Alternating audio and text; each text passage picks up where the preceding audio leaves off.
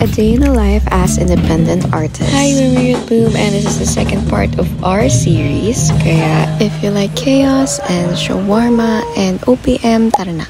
Hi, hello, kami ulit. This time we have Luis and Audie with us.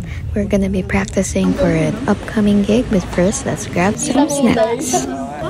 Myriad Bloom recommends Atef's Chicken Shawarma. Dito tinanong namin si Kuya kung ano yung orders namin pero nakalimutan niya rin ata. Okay lang yan Kuya, mahal ka pa rin namin. Masarap pa rin naman yung shawarma. Pero bago ang lahat, may joke daw ang ating kabanda. Paano baga yung pinakamainit na? Ano? Diba shawarma? Nagkalat pa nga. Shawarmes. Yung pinaka-mainit. Ano? Shamshine. Huh? Shamshine. Syawang-syawa na ako sa mga joke nila kaya pumunta na kami sa studio. Boss, tingnan muna natin stickers ni Luis. Oh, ito kami, nagsiset up. Sila pala. Unting tsikahan muna bago magsimula. Okay lang yan. Mahaba-haba pa ang gabi. Pero umiiksi na agad ang pasensya ni Germany. Naglalabasan na sila ng anger kaya magsimula na tayo.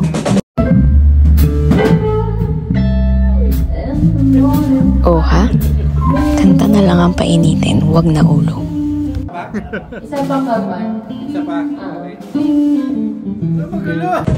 Wag daw tayo magulo. Pero dahil doon, mas lalo kaming gumulo.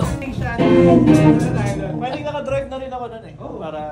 Dito ka, i-exage mo yung pag-senyas lang, ano pala yung warning? Kaya ito kasi kami ni Hector, gumagano na ako.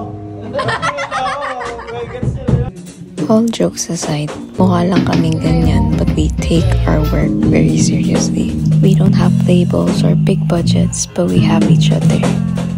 8 songs, countless takes, long hours in a tiny studio, tangled wires, sometimes stubborn microphones, or members, but the music, that's where we feel the most alive. And trust me, it doesn't always look easy. Members would get tired, sometimes we'd bump heads, often over things like the right tempo or the right chords. More often than not, it gets you frustrated and overstimulated. Kaya dito, isusugal at ipupusta na lang namin. B for bahala na si Batman. B, flatuloy lang